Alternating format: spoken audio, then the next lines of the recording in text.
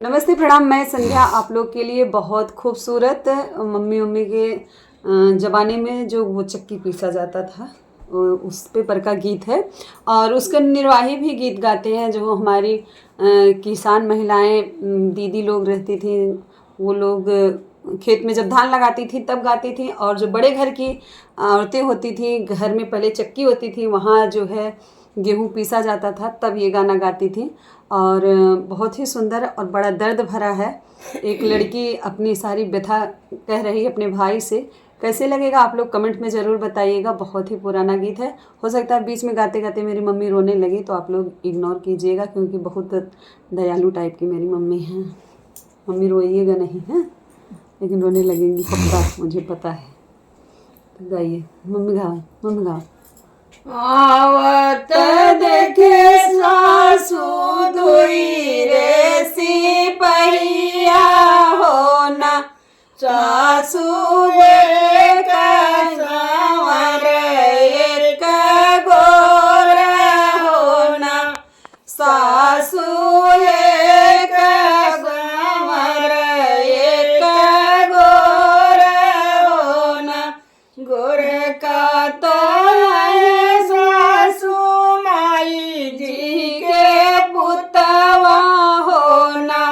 सासू संवर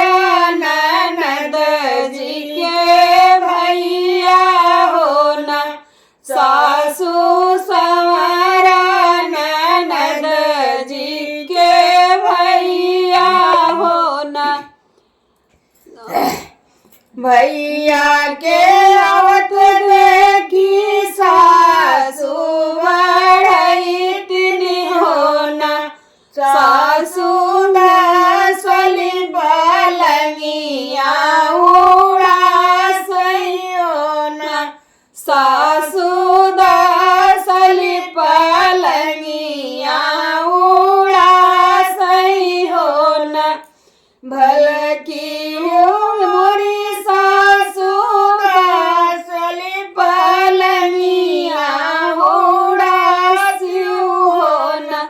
सासू भरा भैया बैठई झिलंगवा होना, सासू मोरा भैया बैठई झिलंगवा होना, सासू मोरा भैया बैठई झिलंगवा होना। भैया के की ननद बढ़ई तिनी होना, ननदी हनीली बजरा के वड़िया होना, ननदी हनीली बजरा के वड़िया होना। भला की हो ननद तू हनीली बजरा के वड़िया होना, ननदी मोरा भैया बैठई दुअरिया होना, ननद मोरा भैया बैठई दुअरवा होना। चियाई बैठली सासू बढ़ई तिनी होना, सासू गौरा जी भैया जेवनरिया होना, सासू गौरा जी भैया जेवनरिया होना। कोठिला में बटी बहु कोठिला में बटी बहुअरी सरल को दैया होना, बहुअर घुरवा पे कवड़े के सगवा होना, बहुअर घुरवा चकवड़े के सग बहुअरी जीना बहु भैया जेवनरिया होना, बहुअर सिझिना बहु भैया अगिया लगाऊ सासू सरलई को दैया हो ना सासू बजर पड़ई चकवणी गवा हो ना सासू बड़ा भैया रहे उपवास हो ना सासू मोरा भैया रहे उपवास हो ना बहरे से आए ससुर बड़ईता हो ना बहुवरी काउराजू भैया देवनरिया हो ना बहुवरी काउराजू भैया देवनरिया हो ना टी बहुवरी जीना मोती चौरा हो ना बहुवरी कोठिला में बाटी हरी दलिया हो ना बहुवरी कोठिला में बाटी हर दलिया हो ना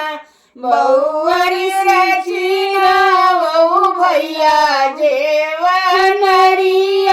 हो ना बहुवरी रचिना बहु भैया देवनरिया हो ना जेवन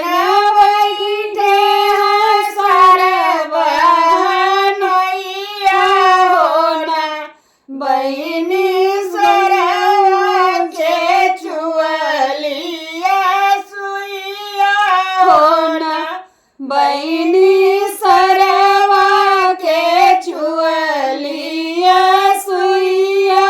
हो ना कि असुधी आई भैया माई के कलुआ हो ना भैया की असुधी भौजी से जरिया हो ना भैया की असुधी भौजी से जरिया हो ना नहीं सुधी आई बहिनी माई के कलुआ हो ना बहिनी नहीं सुधी भौजी से जरिया हो ना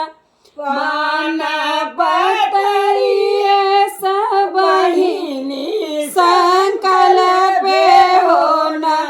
बहिनी जरी जरी भैलू कोइलिया हो ना बहिनी जरी जरी भैलू कोइलिया हो ना नौ मन पीटे भैया नौ मन पीसे हो ना भैया नौ मन की सिझे रसोइया हो ना भैया नौ मन के सिझे राम रसोइया हो ना भैया भये तनती करिया मोर भोजनिया हो ना भैया में कुकुरा बिलरिया हो ना भैया में गोरु चरवा हो ना भैया में ननदा कलुआ हो ना भैया चिड़ई के चारा मोर भोजनिया हो ना भैया चिड़ई के चारा मोर भोक जिनी का भैया बाबा के अगवा हो ना भई बाबा भवा बैठी पछतई है हो ना ई दुख जिनी काया माई के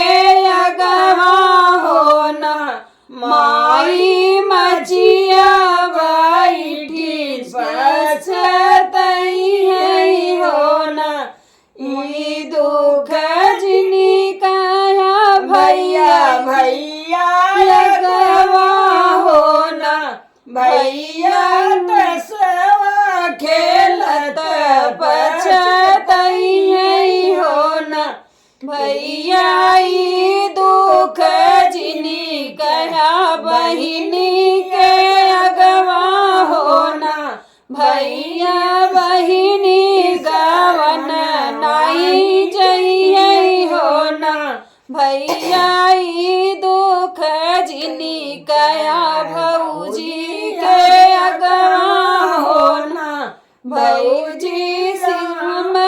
रसोइया ठट्ठा मरियै हो ना भैया भौजी जे ठट्ठा मरियै हो ना भैया ई दुख कहाय अगुआ अगवा हो ना भैया जना के है मोरी अगुआ हो ना भैया जना का है मोरी अगुआ